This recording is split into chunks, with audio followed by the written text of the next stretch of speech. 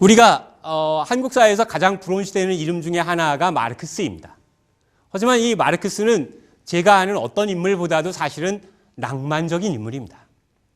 이 마르크스는 제가 마르크스를 가지고 석사학위 논문을 썼는데요. 석사학위 논문 쓴 첫 번째 동기는 그 당시에 제가 80년대를 있었으니까 당대 현실이 조금 제가 보기에는 암울하고 그랬던 시절인 것도 있지만 이 마르크스의 사랑 이야기에 매료돼서입니다. 제가 고등학교 때 대학 가면 역사학 전공하겠다 이런 생각했을 때의 첫 번째 동기가 역사를 공부해 보니까 역사에는 모든 이야기가 다 있어요. 사랑도 있고 연애도 있고 전쟁도 있고 평화도 있고 어떻게 하면 세상을 재밌게 사는가라고 하는 우리가 알고 있는 모든 게 다 역사에 있습니다. 그래서 제가 고등학교 다닐 때 만화책 읽으면서 어머님이 뒤에 와서 뒤통수를 툭 때리면서 너희는 쉽게 뭐 하냐 그러면 이게 다 역사의 자료입니다. 자료. 뭐 이런 식으로 설레발을 쳤던 기억이 나는데요. 이 마르크스는 독일의 아주 조그만 도시인 뜨리에라고 하는 도시의 유태인 출신의 변호사 아들로 태어납니다. 유태인이라고 하는 존재는 아시는 것처럼 유태인은 세계 인구의 0.25%인데 노벨상의 25%를 탄 아이들이죠. 혹시 안 읽어보셨으면 나중에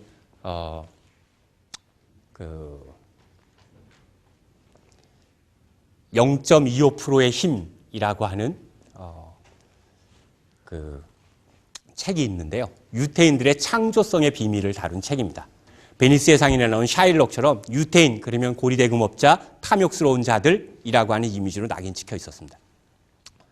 히틀러 때의 반유태주의가 극성을 부린 것이지 반유태주의는 꾸준히 남아 있었거든요. 그래서 이 아버지는 기독교로 개종을 했고요. 유태교에서.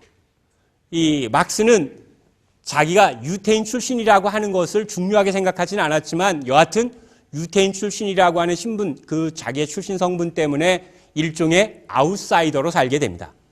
근데 아웃사이더로 살게 되는 이 마르크스에게 중요한 후원자가 있었는데요. 그게 그 동네에 가장 부유하고 저명한 그야말로 뜨리에의 명문 가문이라고 하는 베스트팔렌 가문입니다.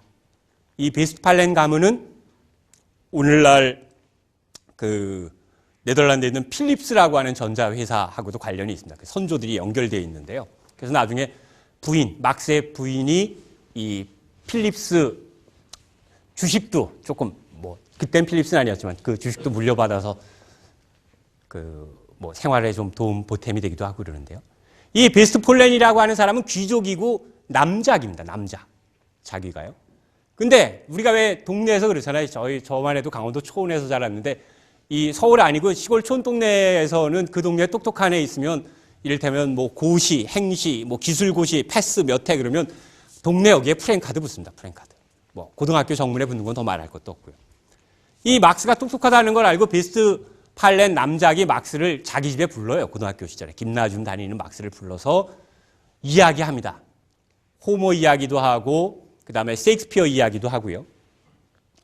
거기다가 이 사람이 귀족인데 자유주의자이고 굉장히 리버럴해서 그 당시에 공상적 사회주의라고 불리는 생시몽이나 프리에나 이런 진보적인 사상들에 대해서도 막스에게 이야기를 해줘요. 그래서 막스는 이 집을 굉장히 열심히 다닙니다. 학교 가는 것보다 더 열심히 가요. 그러니까 베스트팔렌 남작은 자기 얘기를 열심히 들어오는 17살짜리가 얼마나 귀엽겠어요. 저도 제가 외부에서 시민단체에서 강연만 하면 중학교 2학년짜리인데 매번 강연을 따라와요. 그래서 지금 2년 돼가지고 고등학교 1학년이 됐어요. 근데 꼭 따라요. 제가 정말 욕심을 내면 수양딸 사고 싶어요. 수양딸. 참고로 저희 딸은 그냥 무직이에요. 제가 공부하는 거 되게 싫어해요. 근데 애가 코스프레 이런 거 하고 어느 날은 얼굴에 해골 바가지 같은 거 분장하고 와가지고 제가 병원 갈 뻔도 한 적이 있어요. 놀래서. 근데 애가 얼마나 귀엽겠어요. 17살짜리가 자기 말을 들으니. 근데 막스가 베스트팔렌 집에 그렇게 열심히 간 이유는 따로 있었던 거예요. 그 집에 자기보다 4살짜리 제니 베스트팔렌이라고 하는 누나가 있었어요. 뜨리의 최고의 미인이에요. 그래서 사실은 남작하고 이야기한 다음에 집에 가는 척하고 언니 만나서 수다 떤 거죠. 1835년에 막스가 18살 때 둘이 약혼합니다. 고등학교 졸업하고 본 대학 입학하기 전에 둘이 비밀리에 약혼해요. 이 베스트팔렌이라고 하는 가문과의 만남이라고 하는 건 그러니까 간접적인 지식의 영향이 아니라 아내라고 하는 직접적인 영향을 막스에게 준 셈이죠. 이 제니라고 하는 이 인물은 막스가 호머를 좋아한다고 해서 그리스어를 배웁니다. 자기도 막스와 그리스어로 그 내용을 이해하기 위해서. 막스가 말년에 러시아 사회를 분석한다고 러시아어를 배운다고 하니까 자기도 러시아어를 배워요. 남편이 러시아 얘기를 하면 들어주려고요. 드문 경우죠. 이런 아내는 한국에 드뭅니다. 그냥 제니라는 사람이에요. 제니. 우리가 이 기대를 과잉하면 큰 사고 납니다. 막스 부인이라는 거예요. 그 막스는 이 제니 베스트팔렌의 헌신적인 내조에 힘입어서 살 수 있었어요. 막스는 자식이 6이 있었는데 그 자식 6 중에 3명이 가난에 의해서 생겨난 병 때문에 죽습니다. 그리고 나머지 3명은 자살해요. 막스의 후손이 남아있잖아요. 그러니까 막스 스스로가 자본론을 쓸 때 뭐라 그러냐 하면 이것은 내 가족과 나의 건강을 희생해서 쓴 작품이라고 말해요. 사실입니다, 그게. 네, 여하튼 제니라고 하는 이 인물은 지금 제가 말씀드린 우화처럼 막스는 세계와 19세기를 통틀어 가장 강력하게 가장 뜨겁게 불화한 인물인데 이 불화한 인물이 6번의 추방과 6번의 이주를 거쳐서 런던에 거주하고 런던에서 죽기 직전까지 제니의 헌신적인 내조라고 하는 말로 약합니다. 제니의 헌신적인 조력이 없었다면 막스는 자본론을 쓸 수 없었을 거예요. 막스는 훨씬 일찍 죽었을 겁니다. 그러니까 사실은 아주 막스를 싫어하는 사람이라면, 태생적인 반공주의자라면 막스가 아니라 제니를 욕해야 돼요. 제니, 너만 없었다면 막스는 그러지 않았을 것입니다. 두 번째로 막스에게 아주 중요했던 사람은 아시는 것처럼 엥겔스라는 인물입니다. 엥겔스는 여러 가지가 있는데요. 막스가 1844년에 제니하고 결혼했을 때 제니가 첫 딸이 이름이 제니인데요. 첫 딸 낳으러 자기 친정으로 간 사이에 놀러 옵니다. 파리에. 그래서 파리에 와가지고 막스를 만나고 열흘 동안 우리식으로 얘기하면 열흘 밤낮을 술 먹고 통음해요. 그리고 열흘 밤낮을 문 걸어 잠그고 이야기하고 난 다음에 둘이 뭐라고 하냐면 우리는 모든 분야에서 의견의 완벽한 일치를 보았다. 이렇게 얘기하고 1844년부터 시작해서 막스가 죽는 1883년까지 40년 동안 엥겔스는 막스를 지원합니다. 엥겔스가 그냥 어중간한 사람이고 막스 그러면 막스의 곁다리로 이렇게 따라오는 사람처럼 생각하지만 실제로 엥겔스라는 사람도 결코 만만치 않은데요. 엥겔스는 막스가 죽고 난 다음에 12년 동안 자기의 저작 활동이나 자기의 창조적인 활동을 다 접고 오로지 마르크스의 생각을 정리해서 세상에 알리는 일에만 주력하다 죽어요. 그러니까 그 사상의 호불호를 떠나서 엥겔스라고 하는 이 인물은 자기가 생각하는 자기 일보다 마르크스의 생각을 알리는 일에 훨씬 더 전념한 사람이라고. 이 막스가 쓴 편지 중에 엥겔스에게 쓴 편지 이런 게 있습니다.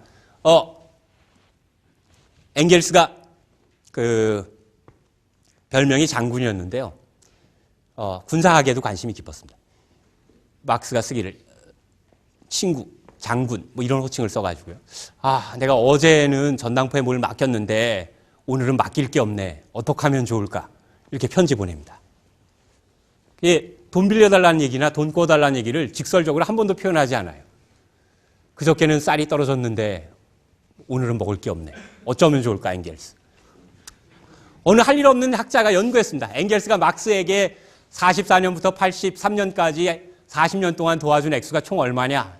그래서 계산해 보니까 10만 파운드예요. 10만 파운드. 그러니까 지금 그 순수한 가치로 하면 약 2억 원 정도인데 이 2억 원이라고 하는 게 1844년에서 1888년 정도의 화폐 가치로 따지면 이건 뭐 20억 이상이 훨씬 더 많은 돈이죠. 요컨대 엥겔스는 마르크스라고 하는 집안의 구원투수입니다. 초특급 구원투수예요. 뉴욕 양키즈에 있는 리베라라든지 하여간 일본가 있는 오승환이라든지 이런 수준의 완벽한 구원투수인 셈입니다. 마르크스는 자기가 사회주의 사상이라고 하는 것을 만들어냈지만 사회주의 사상의 가장 베이스에 뭐가 깔려 있냐 하면 사회주의 사상은요, 자유주의나 보수주의와 비교해 보면 인간의 능력과 인간의 자기 개선 능력에 대한 가장 강력한 낙관적 희망을 가지고 있는 아이디어입니다.